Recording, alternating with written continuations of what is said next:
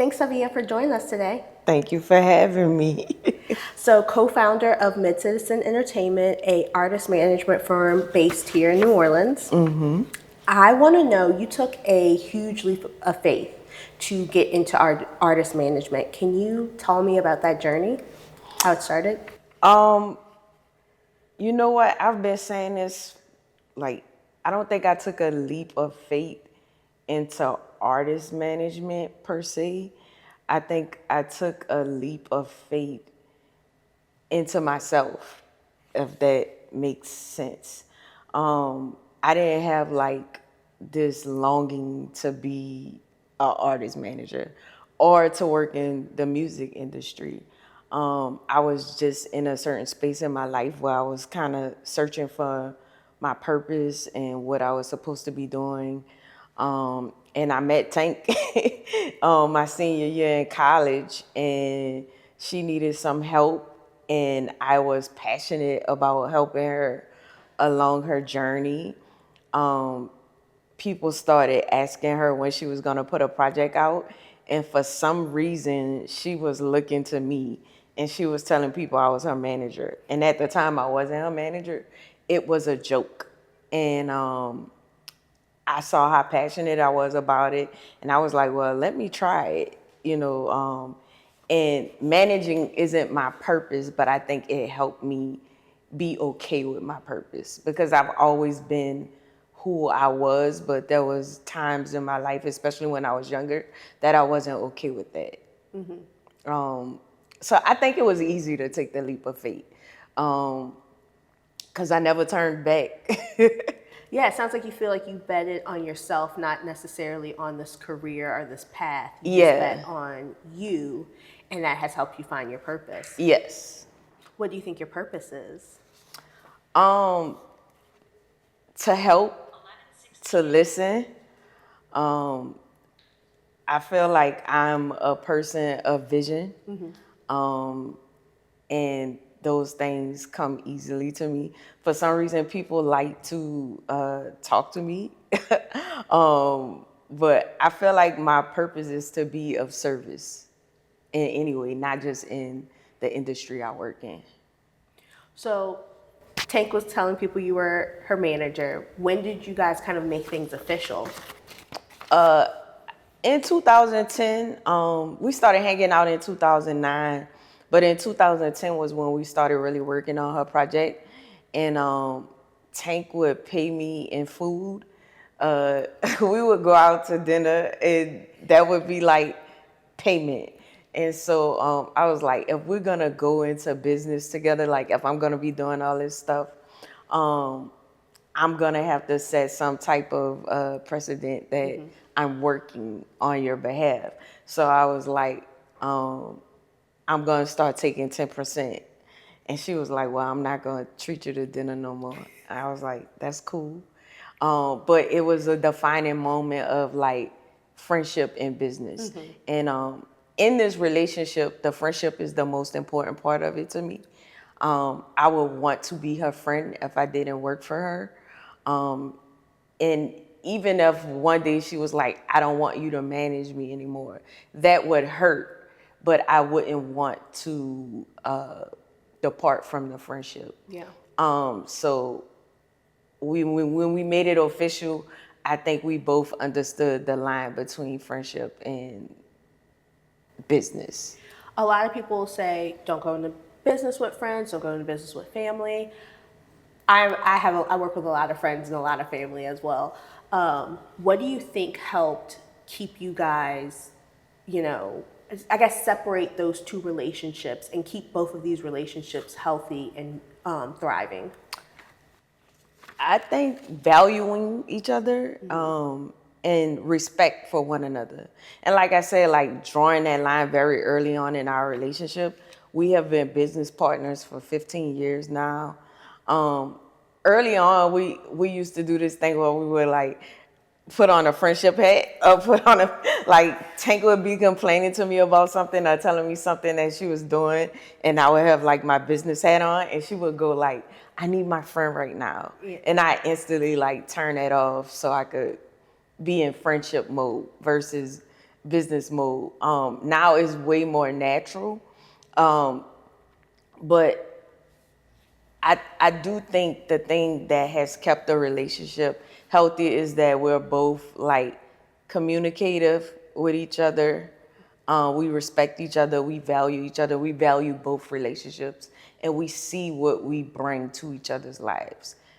We have disagreements, but we're able to talk through them. What is one of your proudest or favorite moments as being an artist manager? Um, Probably seeing Tank get the Grammy, and not just any Grammy, but a Grammy for Best Spoken Word Album, and it's because it's like a full circle moment. When I first met Tank, and she was on a spoken word slam team, and she didn't want to. She wasn't like, I'm going to pursue my gift as a singer. She wanted to like travel with her poetry book, and one of her mentors was like, you have this beautiful gift in song and voice, you should let that be a bed for your poetry. And she honed in on that, and then she wanted a band.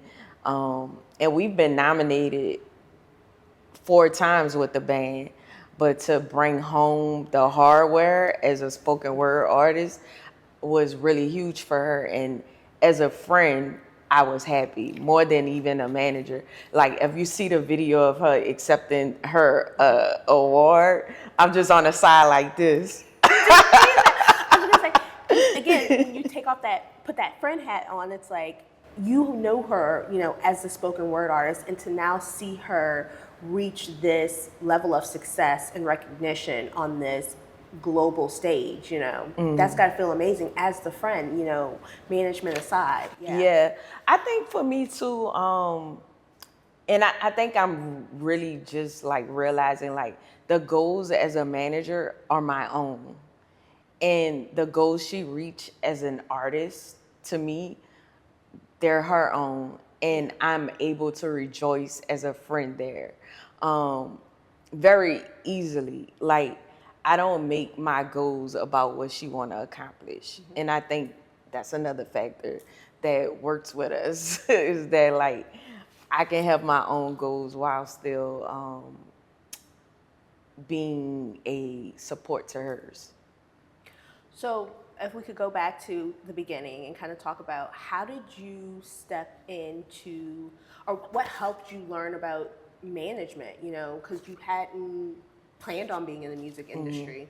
So my degree was in business, entrepreneurship. Okay, so you had that background. I always wanted to be an entrepreneur.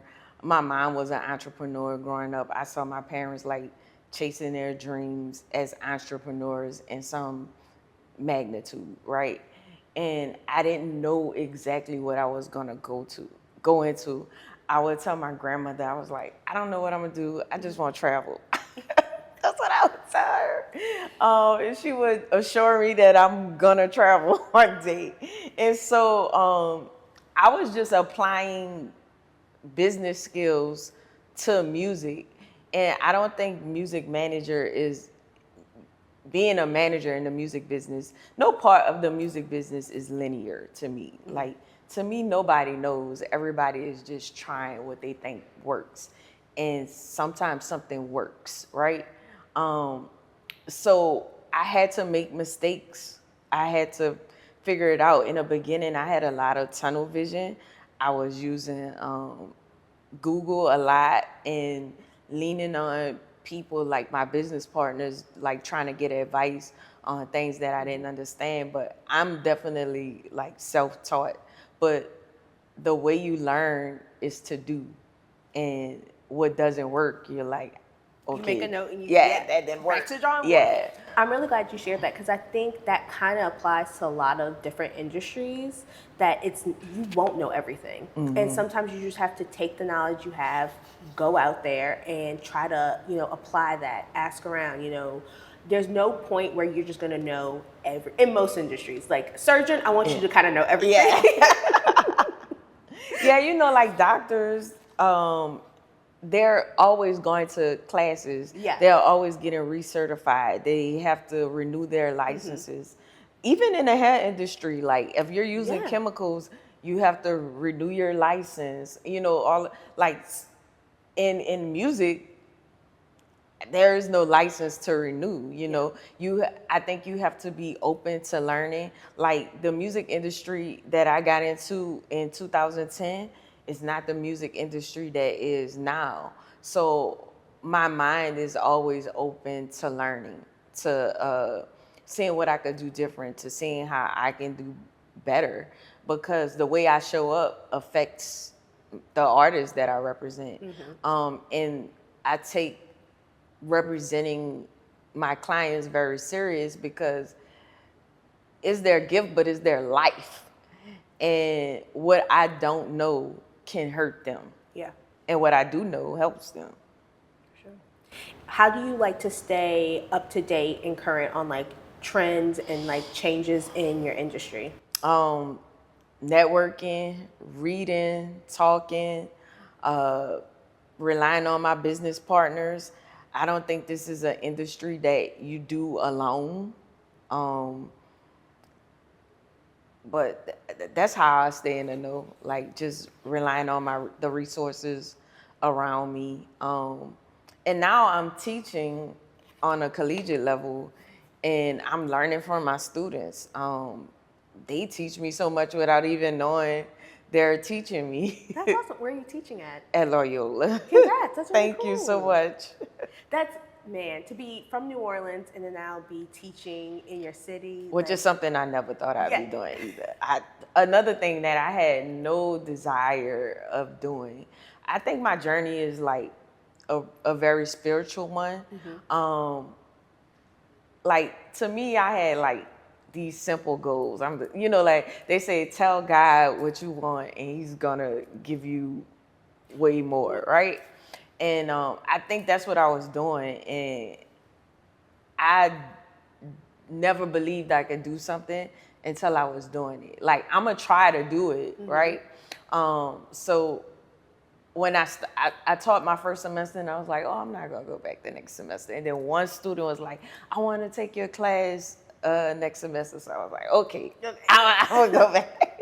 And now I'm in my third semester, and I love my class this semester. The students are so energetic, and I'm able to give them what I didn't have, because they're majoring in a space where they know what they want to do, right? I was like, I just know I want to run some type of business. I didn't know what it was. So I wasn't like specific in that, but they know, and they have someone like me who like didn't go to school for it and had to like learn the ins and out on it and I'm happy to be in position to be able to impart that type of knowledge on them.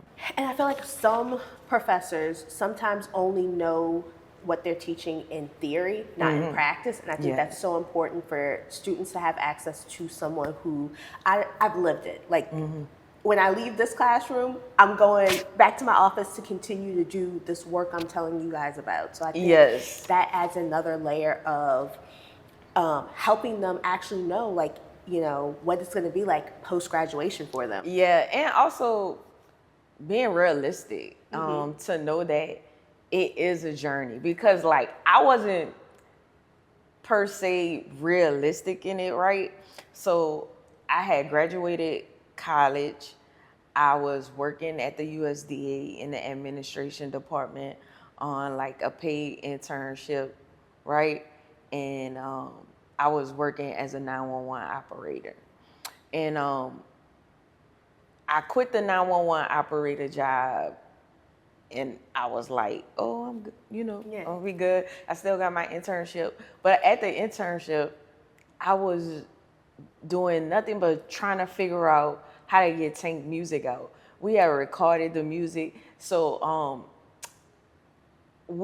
like my senior year of school, we were doing these focus groups, and I was like, oh, it would be cool to do this like with the album. So that's a listening party, right? Like we go get our close friends together. I'm using all their materials, their paper, their ink to get these survey sheets together, so people can tell us what songs they like and why and all of this stuff, right? And so then I quit that job. And so I'm like, I got enough saved up. I don't know if I thought like Tank was gonna hit it big, like out the gate, we about to be balling, right? And my aunt had this client. He was like, I could hook you up with this independent job, right? He was lying. He couldn't hook me up with no job. So I was like jobless, right? And like at that time, we was getting paid stuff like $25, $50. You know, even my 10% was like $5, right? So I was like, I lived off my savings for like 6 months, and then I got evicted. My car got repoed, and it wasn't like 1, 2, 3 that I got back on my feet. I started teaching, but I was pouring like all of my money into what we were trying to do. And by this time we had a band, so I was like putting a lot of money back into that business. And living with people who believed in what I was doing.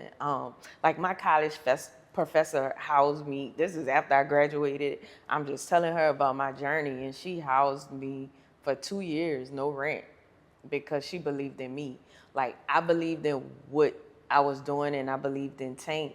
But to have somebody to believe in you in that magnitude, like you don't want to fail. Like I wanted to succeed in what I was pursuing because I had so many people believing in me in that way.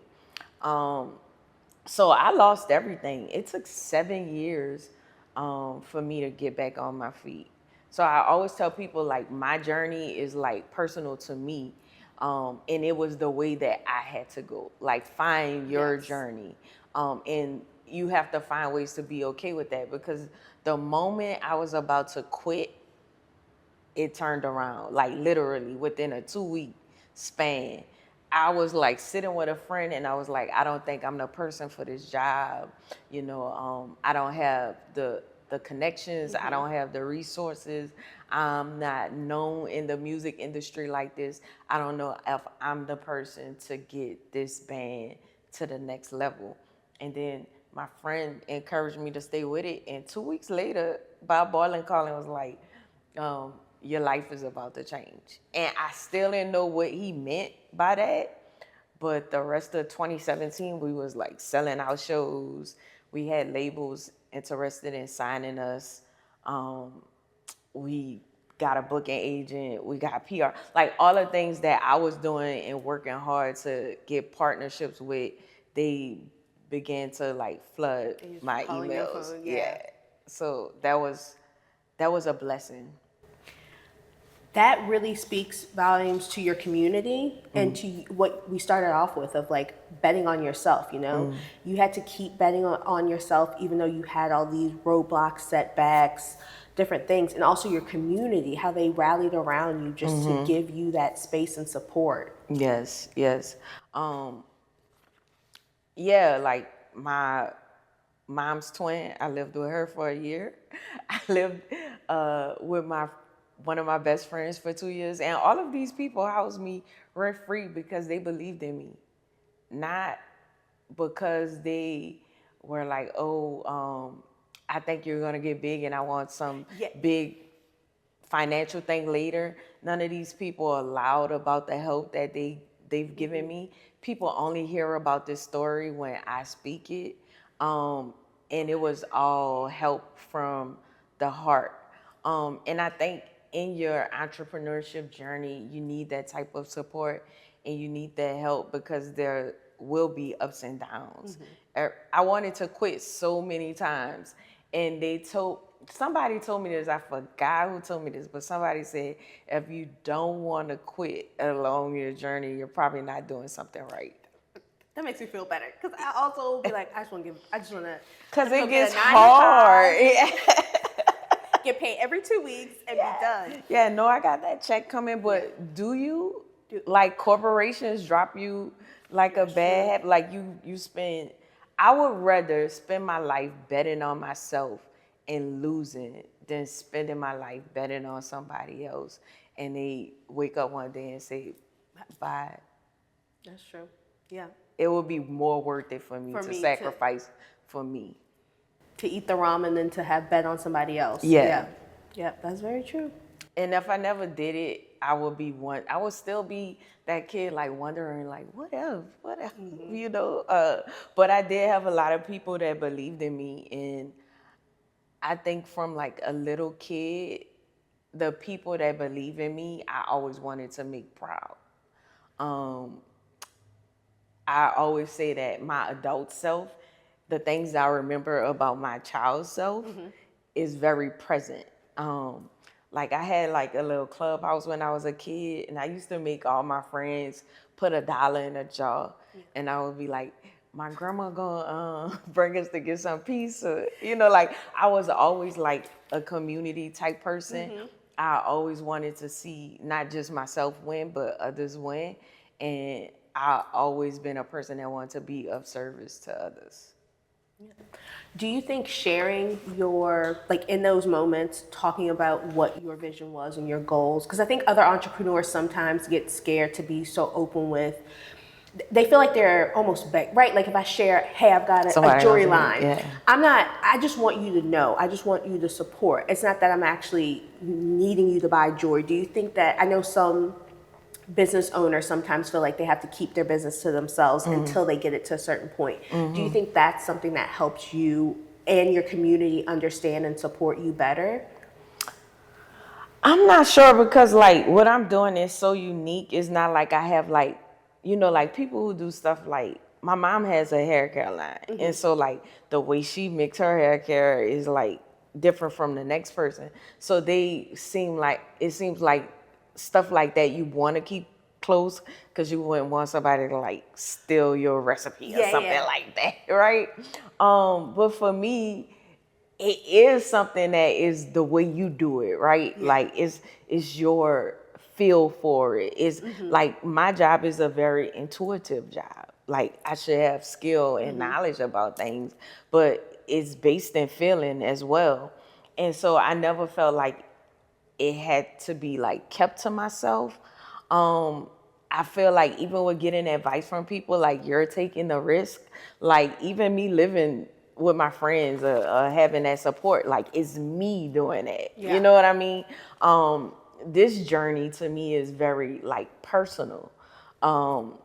Which I feel like everybody's journey is personal, but I don't mind sharing information now. I never felt like that. I don't feel like anything I'm supposed to have will get taken away from me because I've shared information. Because I'm gonna do the work, right? And if you can take something from me, I probably shouldn't have had it, or I wasn't supposed to have it, or I'm being protected from something. Like I said, I am very like spiritual in that way, which is why anybody who I've ever given advice to, and there's people in my industry that make money off this.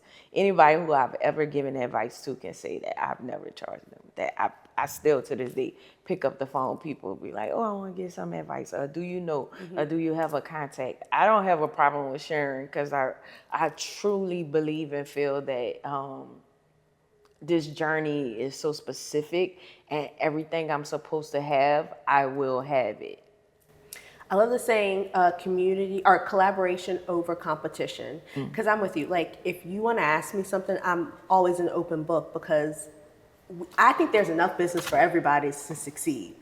So even if you take that information and go build something for yourself, you still can't. I don't think you can take anything from me. Also, what I put on my work is always going to be different from how you're going to do it. Right.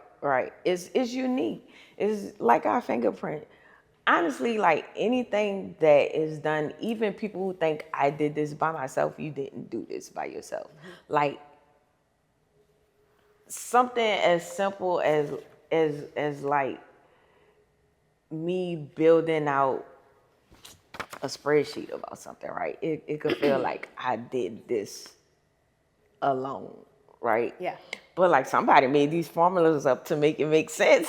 You know what I mean? Like nothing we do is truly by ourselves, especially if we're gonna have a successful business, right?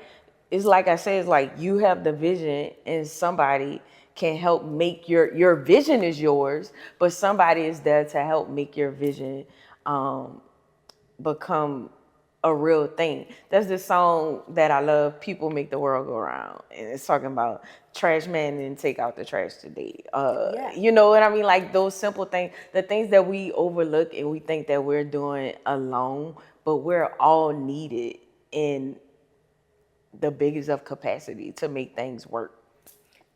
I could go on and on about remembering those little gears in the clock that make the whole world go round. Yeah. You know, someone had to stock the shelf. Someone had to bring those groceries in. You know, Yeah. they didn't just magically appear. Right, right. So like we all need somebody. So just not adopting the I'm alone. And I've been guilty of that. Like in the beginning of my career, I was like very like tunnel vision about what I was doing. That I had resources that I could have probably reached out to, because that's another thing too. Help needs to be asked for. So if you need help for something and you're not asking the people around you or talking to the people that you're in community with, you may feel like I'm doing this alone because you haven't asked for the help that was needed. Closed mouths don't get fed. Yeah. As a woman entrepreneur, how have you experienced adversity and dealt with it? This question is always interesting to me because I think I've experienced adversity that I didn't even know I was experiencing. Because I was so tunnel vision and like into what I'm doing.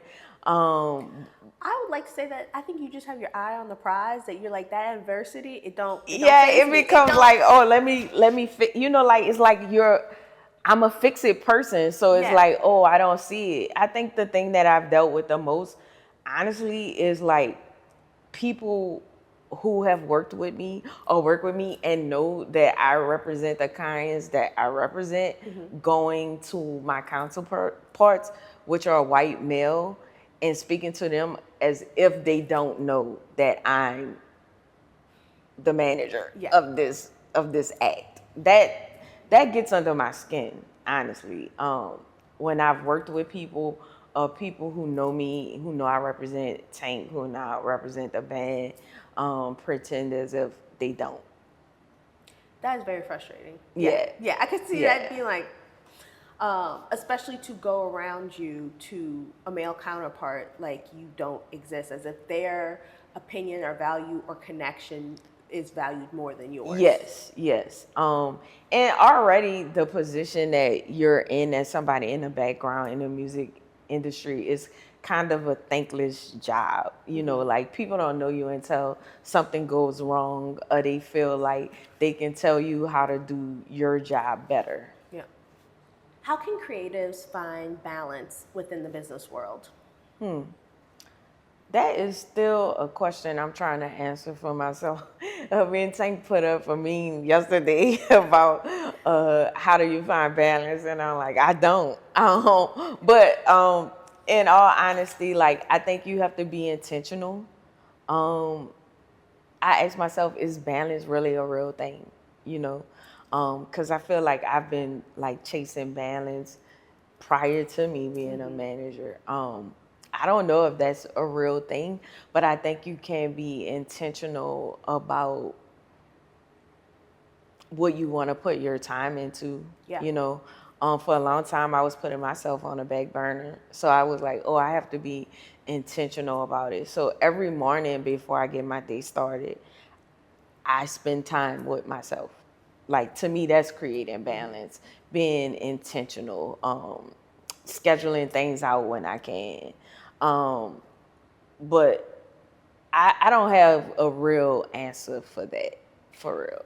Balance is relative, and I think that is a helpful thing to say, right? Like, my balance will look like you mentioned spending time with yourself, and I'm like, and it makes me think like, what is balance for me? And it's like, oh, we have family dinner every Sunday. Yeah, And that's cool. That's 2 hours of like, I gotta close the laptop. I try to focus on work. I mean, not work. Yeah, see? But no, like little things like that. Yeah. And that comes from intention. And I think that's how balance is created, from intention. Like what looks like balance for your life. What do you need to feel balanced? And sometimes you have to like try different things. Like me, I have to like like I don't know how to paint or draw, right? But I have the materials in my house. It's a soothing thing. And when I want to do it, I just get a canvas and I start painting. Yeah. And that helps create a balance within me. I like to take morning walks. I like to spend time with my friends. I like to, watch TV. Sometimes me and Tank are very, like, even intentional about, like, we don't want to talk about work at this dinner. We just want to hang out and laugh and kiki. Yeah. So that's what it is. Finding what is balanced to you, finding out what is balanced to you, and then being intentional about it.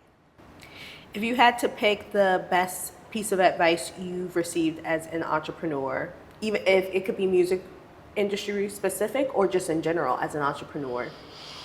The best piece of advice I've received as an entrepreneur,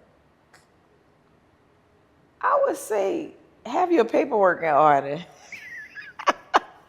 That's one of the best pieces of advice. And prepare yourself for your down when you're in your down season. Yeah.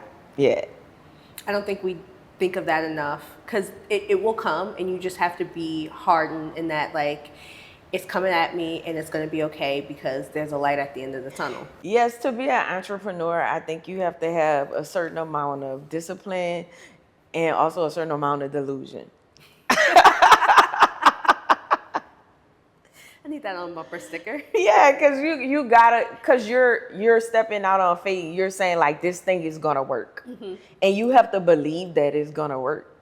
And along your journey, there will be people that tell you that it won't work. Yeah. So you have to be a little bit like, all right, cool. Yeah. I'm gonna keep going. Now with so many artists that you manage, you've got a lot of balls in the air. How do you keep yourself organized? Okay, so there's a couple of things. I feel like I'm super gifted and, like, I have a bunch of these tabs open in my head, right? But if you come to my house, like my home office, I have like these sticky notes all over my office. I write, like, everybody is like into like the computer, and I am too, and I'm very organized in that space. But I write a lot of stuff down, which helps me retain it. I have I wouldn't say photogenic memory, but if I see it and if I write it, it kind of sticks to me. So I'm organized in that way, but I think what really helps me lately a lot, because I can get overwhelmed, and I'm good at hiding that. But I think what keeps me is what I've imparted on myself lately, and that's just like taking care of myself internally, which helps me to organize everything I have going on. And I have these little alarms on my phone, even like to wake up. I'm like, get up, look at your calendar, like, because now the work is more. So I used to say, oh, I'm not as sharp as I was, but it's not that I'm not as sharp. Is I have way more stuff to remember More balls now. in there, yeah. Yeah, so I have alarms, I have stickets, I write stuff down, and I'm grateful to have a team in MidCitizen. So I have that support as well. Yeah, I don't know what it's called, but I'm the same way of like writing. The memory is better if I write it down. I know there's a term for that, but yeah, I have to have my paper to-do list. The email and the organizing things on the computer are helpful, but like nothing's gonna beat that pen and paper. I love to write stuff down. All right, my final question for you. If you could give one piece of advice to our cohort of early stage entrepreneurs, many of them women of color, building their businesses, what would it be? I would say know that the route you're going is yours. Have a goal, but also be open to wisdom from others working in your field. And when you feel unsure about something, kind of take a moment and sit in it until you are sure, and don't compromise yourself. Don't compromise your vision.